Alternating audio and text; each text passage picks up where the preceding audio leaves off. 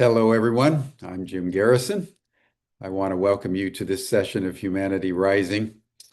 As we continue to bring in speakers and issues that are going to be covered by the forum when we convene our interactive global broadcast between the 14th and the 17th of December.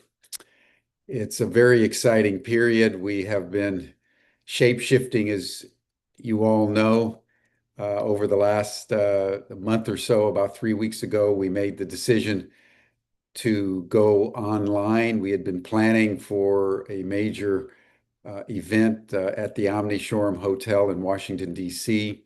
We had invited people from around the world.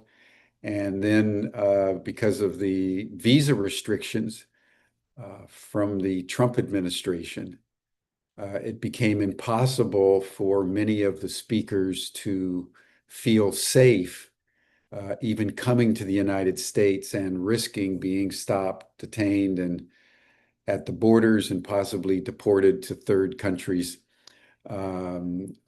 against their will.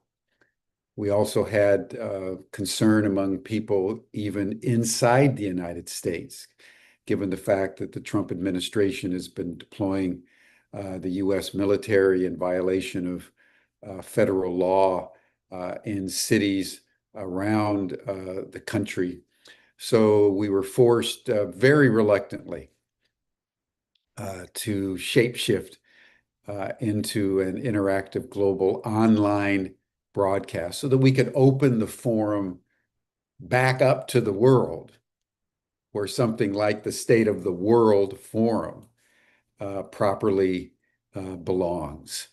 So each week now, through the forum in December, we're going to be bringing in various speakers and issues, as I mentioned, that we'll be highlighting in the forum as we unfold a process between 2025 and 2030, possibly beyond, really designed to catalyze a new paradigm for human identity and humanity's relationship to the larger ecosystem. I've mentioned this many times before, but it's just worth noting that the crisis in our world is so far beyond individual solutions.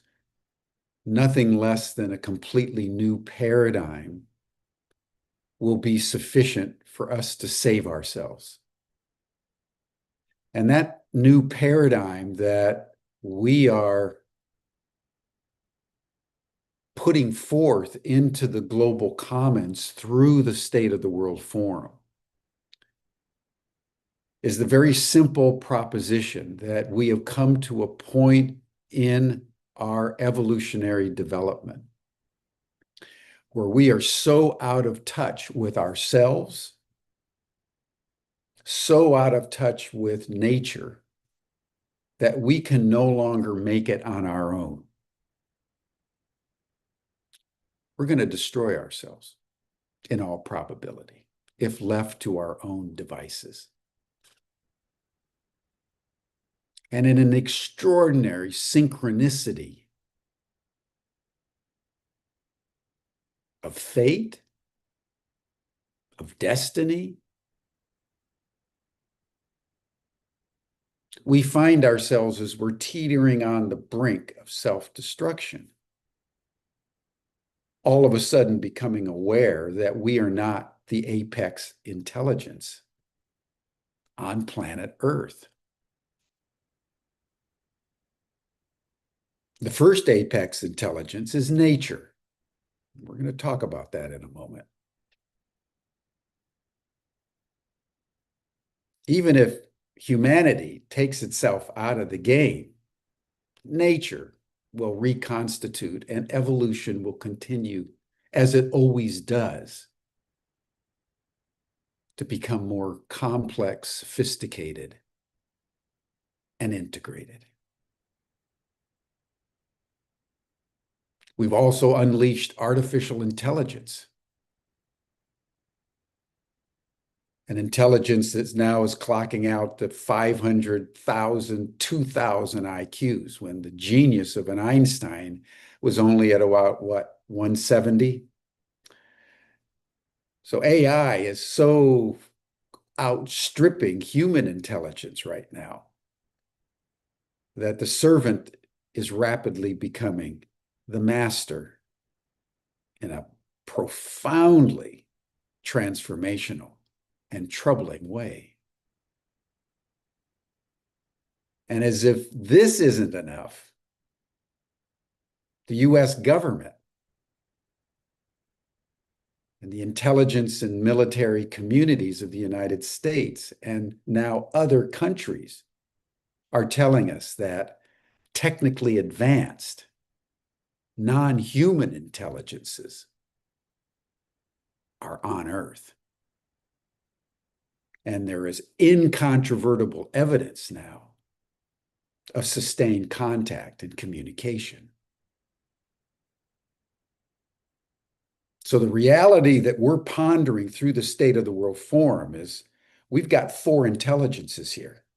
We got human intelligence, we got nature intelligence, we have artificial intelligence, and we have cosmic intelligence. And the great challenge for humanity in this moment is to understand that and begin the process of learning who these intelligences are and how to communicate with them intelligibly so that we can co-create with them a flourishing future. That's what's up for the human race, most fundamentally. And the singular mission of the State of the World Forum is to seed this new mean into the global commons, particularly among the youth. And we're doing it, as you know, through an award, $100,000 for any of you that want to earn some money thinking and submitting a proposal for how humanity now interacts with these different intelligences in a synergistic and positive way. It's completely for free. There's only one rule. You have to consult with one or more of the other intelligences to come up with your proposal. That's what's going to happen at the State of the World Forum. I'll put the link in the chat box at stateoftheworld.forum. We urge all of you to attend, to have watch parties, and to participate through experience in what we're calling the multi-intelligence revolution of our time. So today we want to focus in on one of the intelligences. That's nature intelligence, looking at mycelium. And to introduce this subject, I want to welcome back to Humanity Rising someone that all of you are well familiar with, a very good friend and colleague, Ed Muller, who was actually one of the co-founders in a way of Humanity Rising, because he did a lot of heavy lifting in the early days in a development of regeneration programs and all kinds of environmentally related programming. He's the president of the University for International Cooperation. He's passionate about the environment. He's at the forefront of the global networks around regeneration and biodiversity. And he's going to be present at the State of the World Forum. And in fact, he's developing a strategic initiative for the forum around the World Mycelium Network that he's going to tell us about today. So Ed, thanks so much for coming back on, and I turn the program over to you. Thank you, Jim. It's so great to be back. I see so many friends listening here. It's been a while, and It's amazing. 100 and what sessions we have? 1,000 and hundreds and some sessions. Amazing. And this is going to move forward. I am going to be speaking together with Marty. Marty is the person who has been behind the development. You can turn on your video, Marty. Um, and we both will be presenting. I'm going to give an introduction of what this Mycelium Learning Network is, why we need it, and then Marty's going to dive into the structure of it and the function of it. And this is something we did a soft launch in April. So what's there is still the soft launch. We're preparing for the full launch over the next months. But I'll let those details for later. So I'm gonna just give an introduction on why we need this platform, why we are needing to come together. As Jim said, we have two big challenges right now, and it is nature's intelligence and AI. We haven't gotten space in the mycelium for cosmic intelligence. We have to work on that, Marty. I think that would be a tremendous thing. And of course, we have our human intelligence behind this. But we are dealing with the death of nature, clearly the death of nature, and a rapid death of nature, and the birth of a superpower, intelligent system that's artificially developed, and now it's actually learning from itself.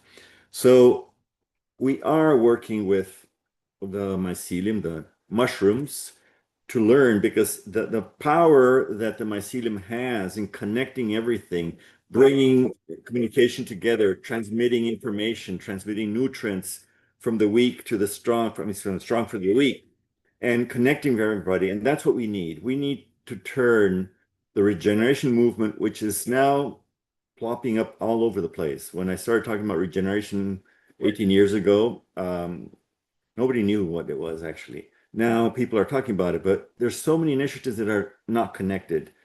And we don't have enough people trained, educated in regeneration to move forward. And we have to transform this very quickly into a global movement. So we definitely are in code red for humanity. We have crossed many of the dangerous tipping points. Just last year alone, 10% of our global population was displaced. We had 152 unprecedented events. That's events that had never happened before. And it's just going to get worse and worse and worse unless we turn things around. So how much time do we have to turn things around? Well, I don't have a glass ball, but a crystal ball, but definitely science is telling us that we are late and we need to accelerate this transformation process. We have lots of information. We know that we've now exceeded 7 of the 9 planetary boundaries, which are considered those that supply a safe operating space for us to develop ourselves as humanity. And I don't know, I still don't understand why humanity is focused on CO2.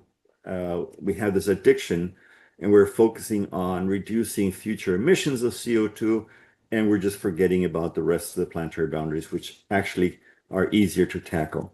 So nature is disappearing before our eyes very rapidly. We're getting into dangerous areas where ecosystems will not function anymore, and we won't have the natural systems that provide the services for us. And as a good friend of mine, Larry Copal, says, none of what we're seeing, none of those 600 events from last year have been ever caused by future emissions. So this focus on reducing future emissions and developing electric cars, they're all good, but they're not going to solve our issues.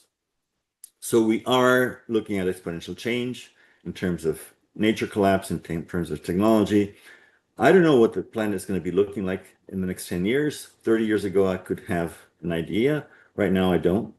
And what will we be doing as humans in 10 years or in 5 years? You know, what professions will exist? What new professions do we require? Which universities are actually training the professionals that we need?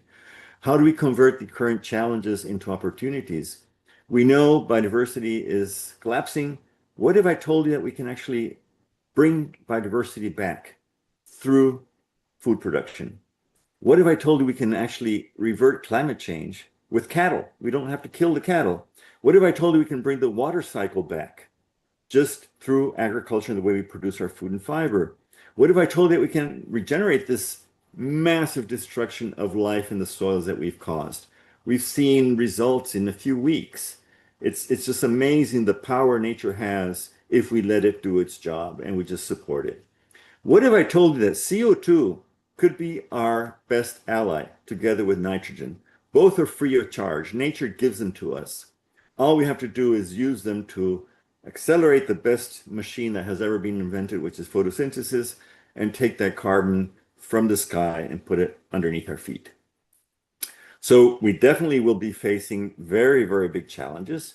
We know that we cannot avoid more suffering. It's coming, but we are still on time to build the future we want. And that is something we have very clear.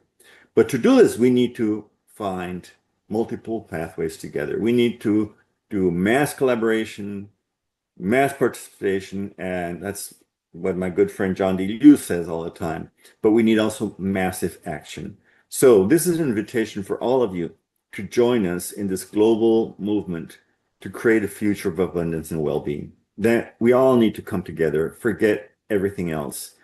And for those who want a definition, regenerative development is in service of life. So everything we do as humans has to bring conditions for life, our life and all other life forms. And we need to measure it differently. GDP is not a measurement of development. What about happiness and hope as our metrics? Peace. So we do have to use holistic approaches, and we need true education and consciousness. What we've been educating is not solving our problems. It's all good, but we need additionally to add another dimension to education. That's what we're going to talk about. So we start by using nature's wisdom. I mean, 3.8 billion years of wisdom is amazing. It's there for us to use. We have tools like functional biomimetically to access this wisdom. And we're clearly dealing with complexity. We're dealing with exponential changes. We need collaboration instead of competition, and we need action instead of conversation. So, can we move from this degraded planet to a future of abundance and well-being? Yes, we can. We need to work at the landscape level. We need to work at the bioregional level. We need to cooperate between bioregions and really bring this collective wisdom together. We need to use tools, understanding, principles like agriculture is biology, not chemistry. We need to understand that we are connected to nature. We are nature. Our defense system, our immune system depends on the well-being of the microbiome in the soil. So we can actually change our human health through working with nature, working with the soil, working with mycelium. We have been able to turn degraded soils, completely degraded soils, into abundance in few weeks. It doesn't take 10 years. So these solutions can be very quick if we manage to extend them around the planet in large quantities. And that means we need to have a lot of people trained and educated to be able to do this. Who wants a piece of good food? This is what comes out of regenerative production. We've learned how to reestablish the small water cycle. And there's so many examples around the planet where this is being done. Water is the basis of life. So we really need to take care of our water and bring it back to healthy status.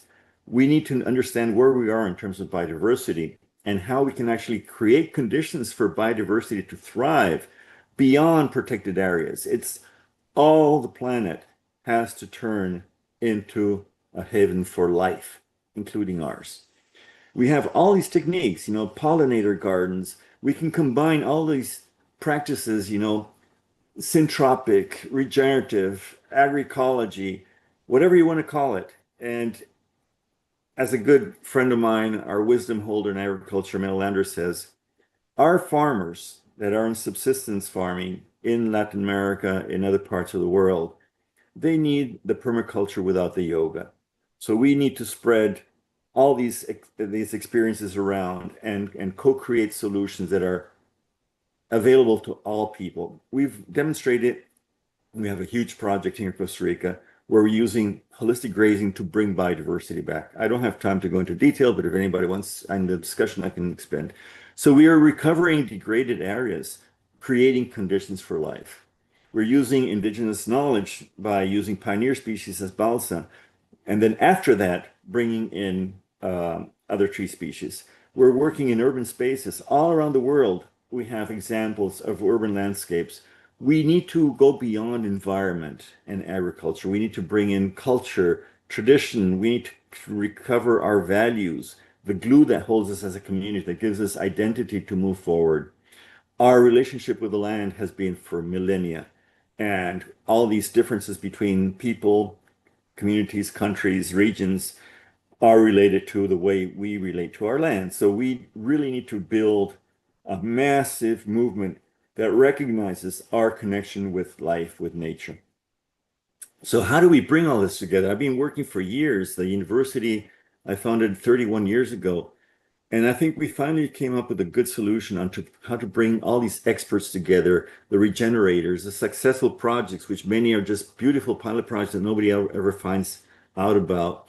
How do we bring together this knowledge, this wisdom, and share it across? How do we get bioregions to collaborate? So we're creating a global learning community. We have many different tools, many different experts that are behind this. A lot of them are friends. A lot of them are already helping us with courses and with projects and so on. This is John Fullerton from Regenerative Economics, one of the leaders. All of these people have to be accessible to students. So students need to be able to use their expertise, their learning process, but exchange knowledge, wisdom with all these beautiful people around the world that are doing regeneration. So all these people can put up these courses and students can design their own learning pathways as they go forward. We have bioregions that are doing tremendous things, like this one in Murcia, or the Green Belt in Sahara. These other experiences in Latin America where farmers are turning deserts into productive land using cattle. Too bad we just lost Dr. Yu, but there's the sponge cities from China. His whole department is still working, and how we can actually turn cities into havens for life too. We have the oldest network of bioregions, the Biosphere Reserve Network from UNESCO. We launched Regenerative Communities Network a few years ago. We have John D. Liu's ecosystem restoration communities are 86 right now, and they're growing. We have lots of land nodes. This is from one of our graduates all over the world doing beautiful stuff. We need to connect them. We need to grow together. So that's why we're launching this mycelium to collectively integrate all this wisdom to regenerate the planet all across. And so we're looking for this new relationship between humans and planet. And the thing is, are you going to stay watching this new normal from your sofa, or are you going to get involved and actually roll up your sleeves? So my question always has been, when I talk with my son here, are we going to make it on time? So I'll pass it over to you, Marty, so you can give a bit more detail and do a deeper dive. Thank you. I'm honored to be here today. Thank you for having me. I will put my presentation up right now. So I'm happy to present the Mycelium Learning Network. I work in the technical side of things. So what we have here is a movement of regeneration launched from underground, which is really our boots on the ground team feels the strong connection to the biomimicry of mycelium. And when invited into this project, we absolutely said yes.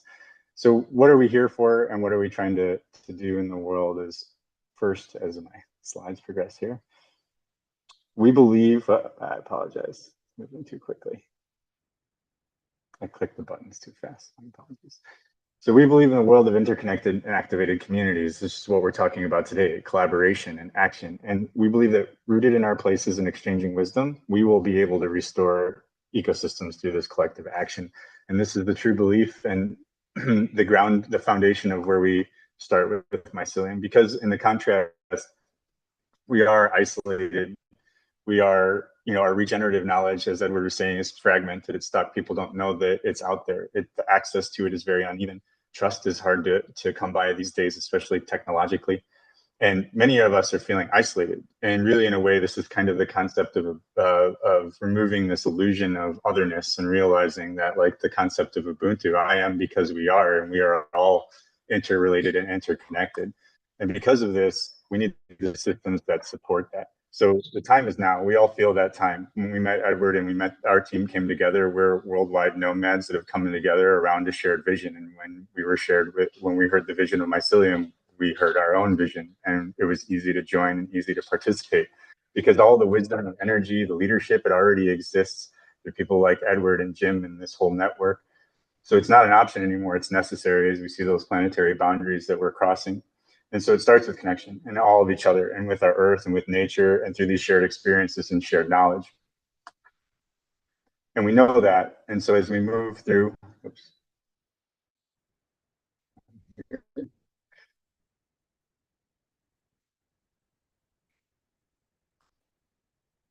So the Mycelium Network weaves these relationships between learners, land, and wisdom around the world through our platform.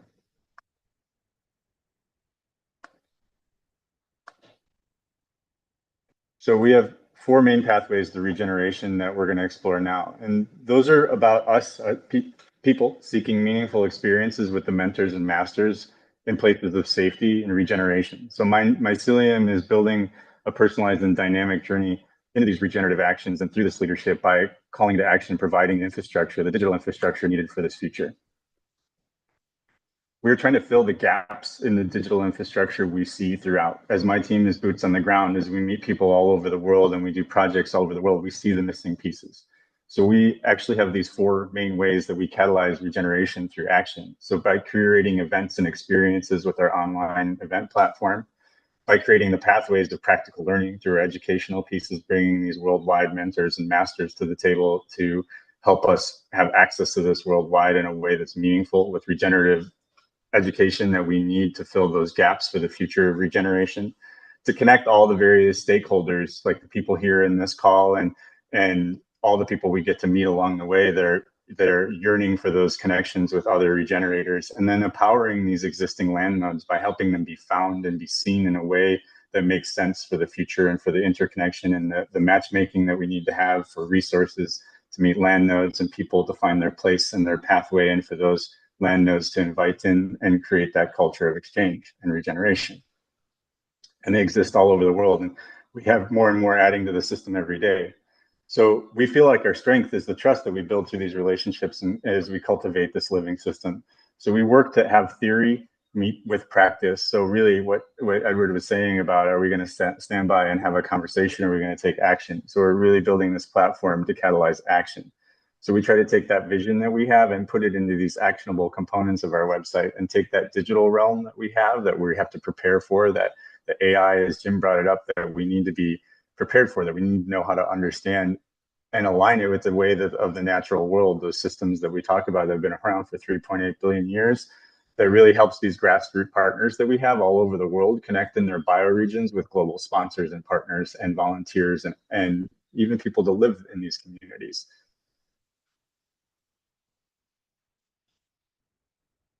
So our technology is mimicking mycelium. So it decentralizes communication and power. So we're enabling those connections with others across bioregions. We're facilitating flow.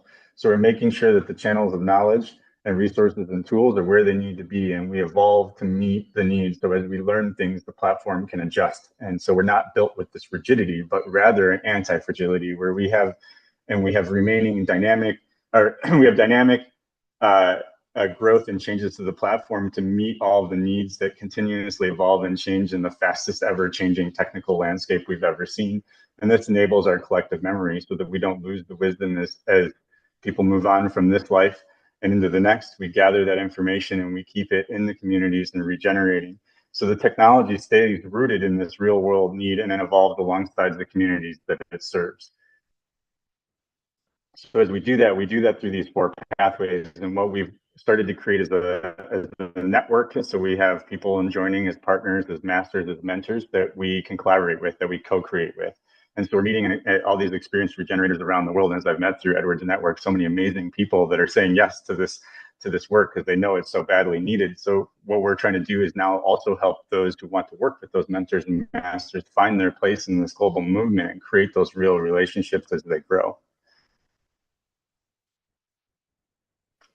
And then from there, as we go, we want to help facilitate those events, because I think we're all longing for experiences as we're isolated, as we have to move these experiences online because of the volatility of what's going on in the world.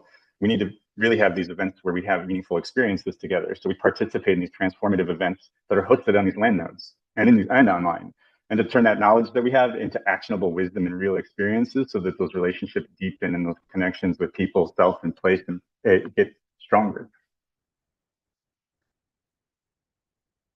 As we move through the events, we also go into the land nodes, and what we really need to do is explore, like not just maintain places that people can't go, but the integration of people in those places, and they're all over the world, and we're seeing such beautiful projects activate on our platform, and we're able to then sort through those and build strong search systems that are launching this week and next week for our land nodes, and it will also come for our people, so that you'll be able to organize by bioregion, by activity, by type of regeneration, so that we can quickly find each other and raise our hands if we're ready to participate with each other, and in a beautiful format that many are unable to achieve in places with digital gaps. And so we seek to bring that together in a nice, beautiful format and in a way that's future-proof, so that we have these organized around things that we can leverage AI to make meaningful connections instead of being swallowed by the AI and not being found.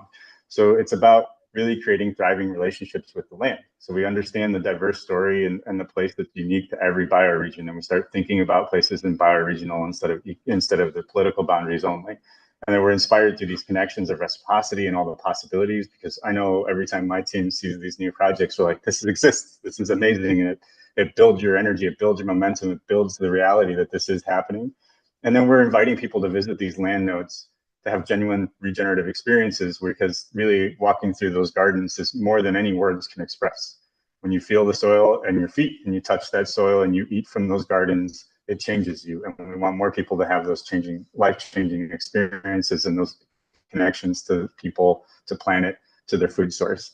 And then through UCI and the amazing intellect and intelligence and wisdom that we've gathered throughout the 30 plus years that Edward's been at this, we have a strong learning community with a really great backbone of education, so that we can create this online pathways to support people on the ground with unique pathways for students to go through, that is really about finding the types of things that connect to you and the ways that you want to express your regeneration in the world. So you're learning from others that are doing it, not just theory, but from practice, and learning from their challenges and the things that they thought would be easy that weren't, and to shortcut those learning curves and really make that the possibility of regeneration exponential.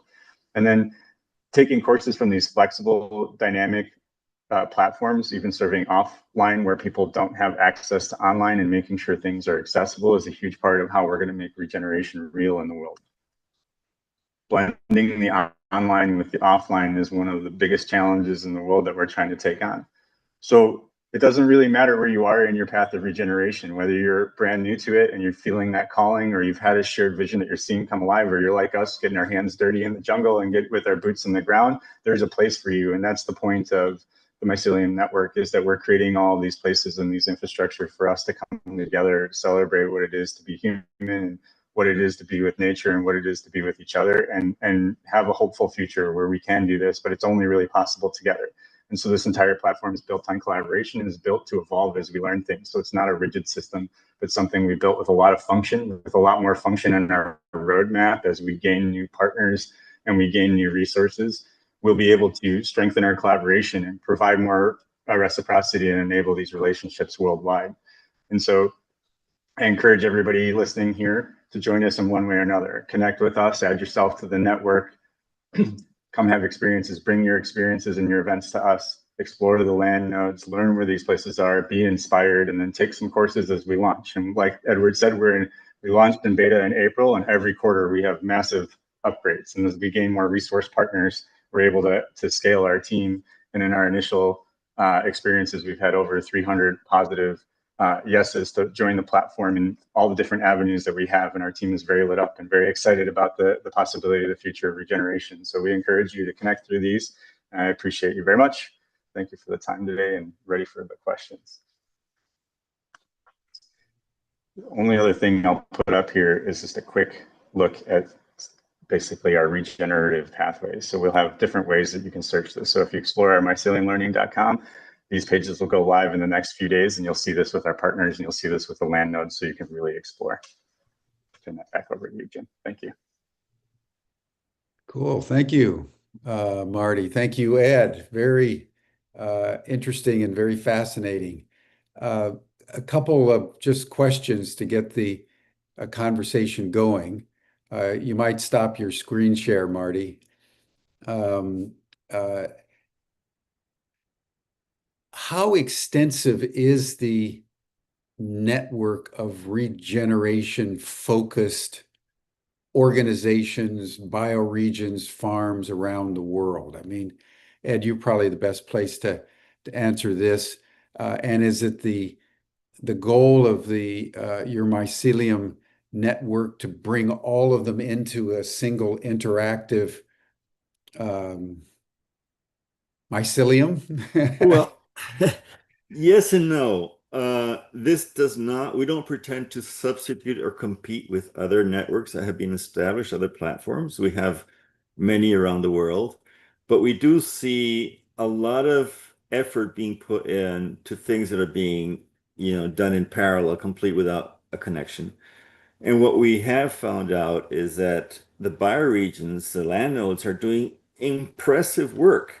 It's not only academia, actually, academia is lagging behind, often lagging behind because of the reductionist approach. They're in a department, they're under a tight space, whereas practitioners on the ground, they're bringing these results. And indigenous people, we're bringing in indigenous knowledge, traditional knowledge. They've been doing this for thousands of years. So the only thing we're offering is an opportunity where we bring in, because we have these networks, the Man in the Biosphere program from UNESCO has the global network and they have regional networks, but they're just there on the map. Some of them create some interaction, but they're not coupled with a learning platform. So I'm bringing in teachers from around the world, mentors from around the world. We help them set up the courses. A student clicks on the course, and that person gets 35% of the pay right away. So this allows me as a university, and this is going to be open source. It's not UCI is the umbrella, but this is all of us owning it. And we're looking at structures at a DAO or whatever that we can actually in the future really share everything in the space. And so we'll have teachers from around the world that are doing regeneration, that are contributing immensely to this, but just allowing them to bring all that wisdom and knowledge together, sharing it throughout these spaces.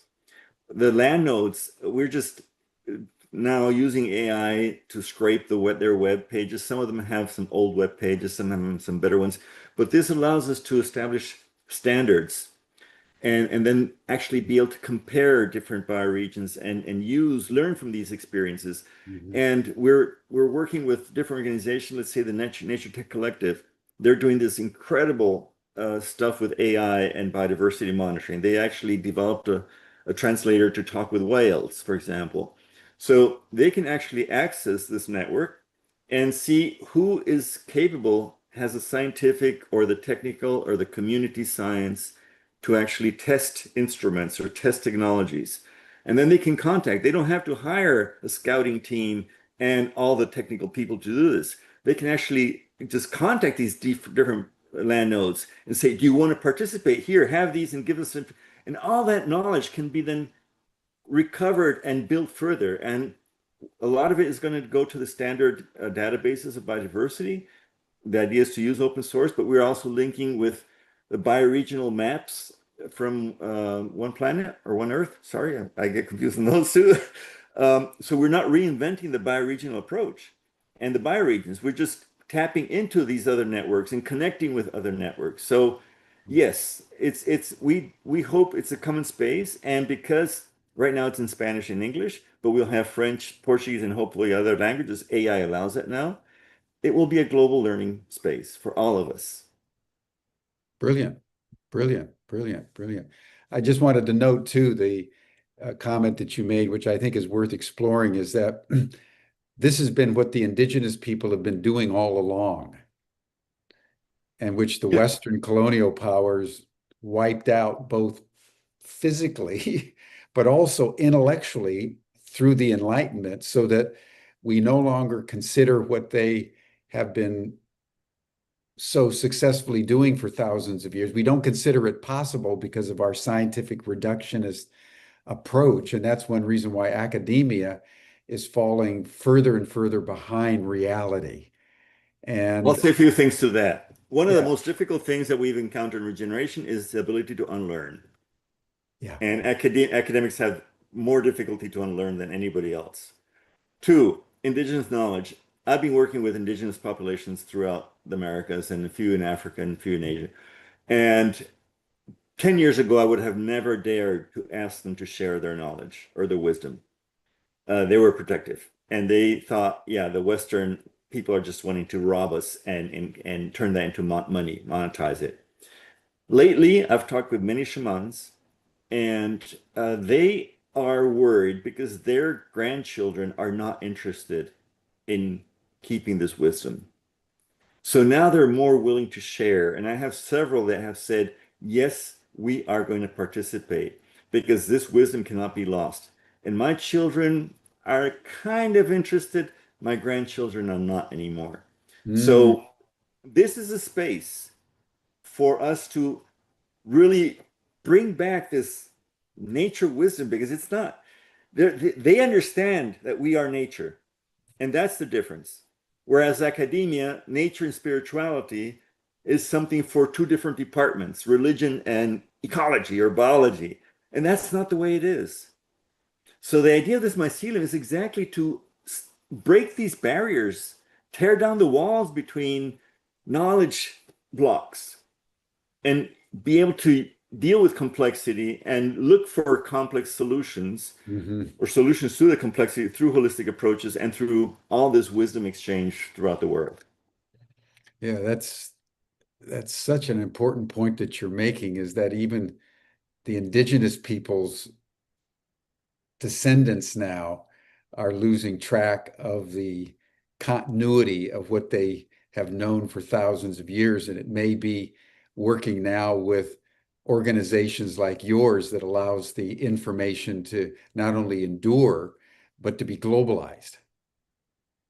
And we need to turn this into a massive movement. We need to Yeah. cross the chasm. That's 13% of our 8 billion people have to be regenerating, and then it will happen. And it's happening very quickly. I used to speak 10 years ago about regeneration. People just looked at me like, what did this guy smoke this morning? You know? And now people are there. It's Yeah. happening.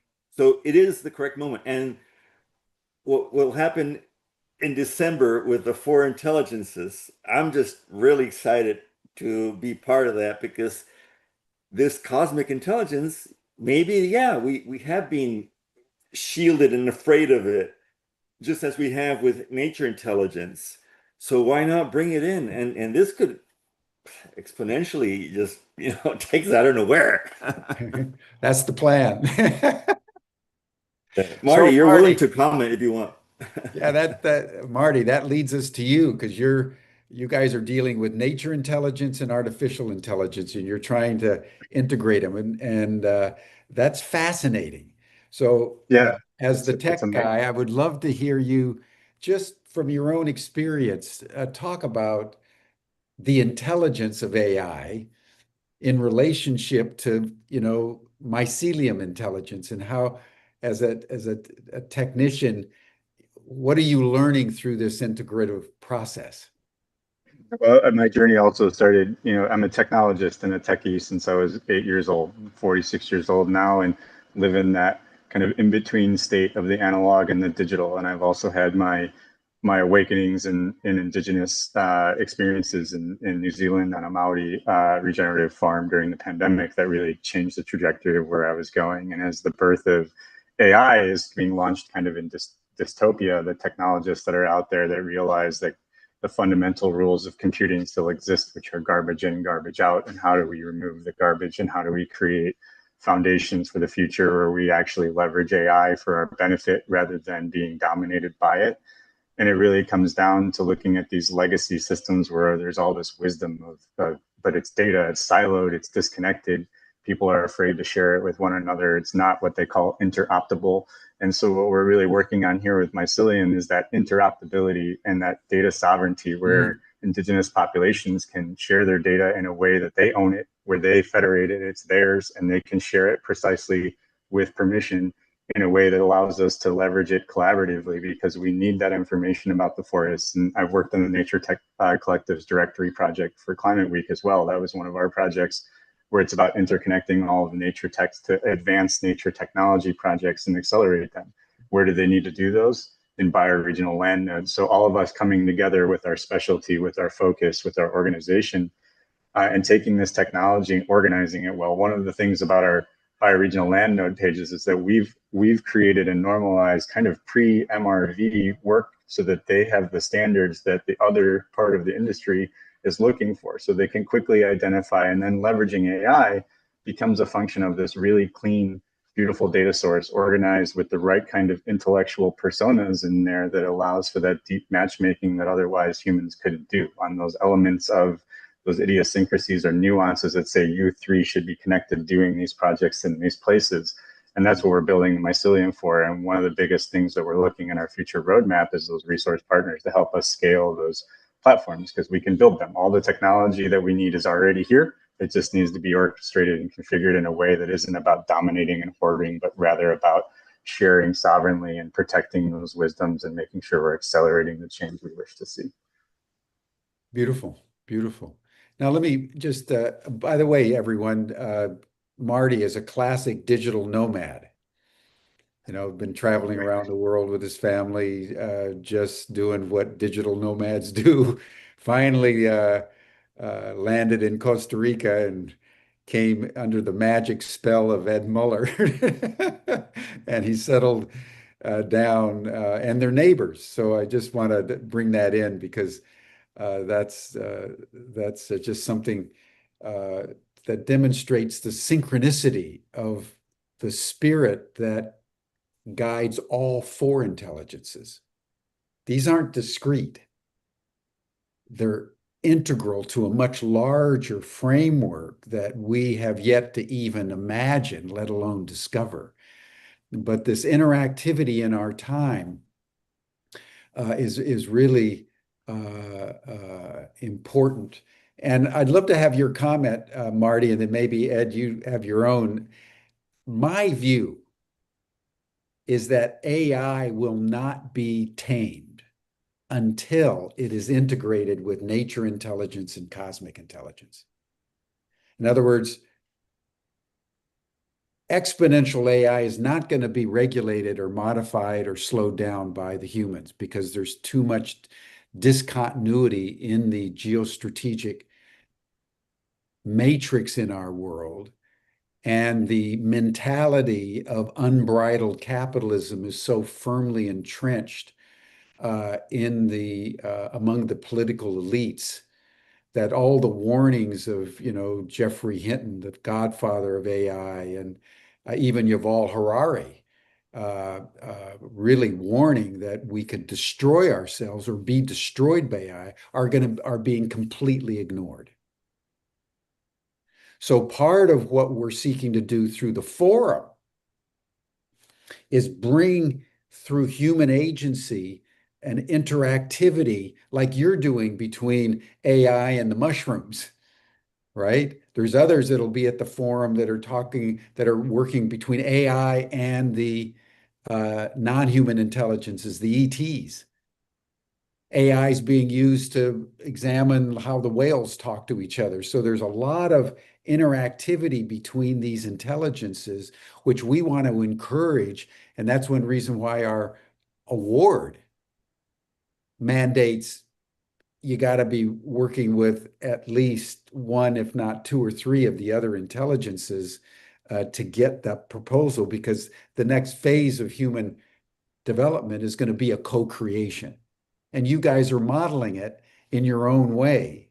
And that's why I got so excited when Ed told me of what you folks were doing as a potential initiative, because we want to foster this as much as we can. So talk to us from your point of view, Marty, about how AI can be shaped and modified through its interactivity with nature intelligence. It's a very important aspect in my view.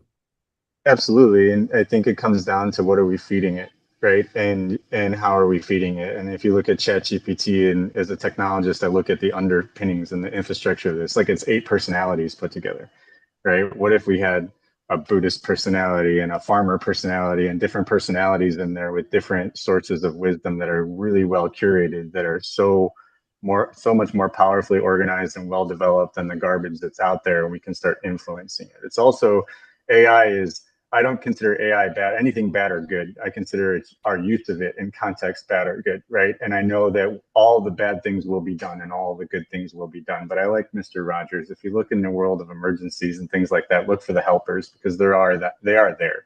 I'm connecting with data scientists doing machine learning to help with rare disease and to help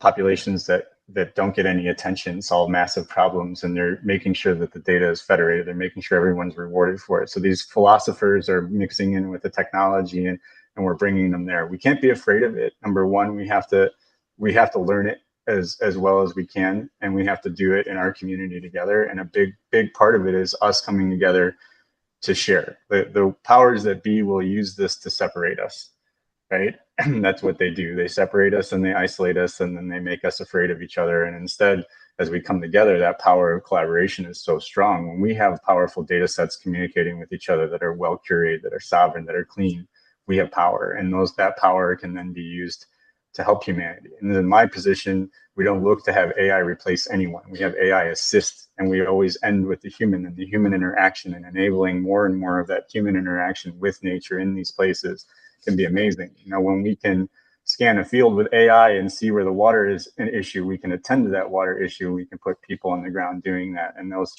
to involve more people taking action in these meaningful things and enable them through the technology to have those physical experiences of their hands in the dirt. Is when I ate from a garden 50 meters away every day from regenerative soil, from regenerative food, it changed my experience of life. And we used to have a rule that no one could call in and make a donation because they wouldn't come, they didn't see it, and you can't explain it. But when they walked in the garden, that donation 10x'd because they realized they had an experience. And really what we ought to be doing is getting people You're a off these clever man. computers and into the field, right? So that's what we're trying to do, is have more of those beautiful natural experiences with each other. And we're really seeking to use this technology to enable that, to get people into action. Fantastic, fantastic, fantastic.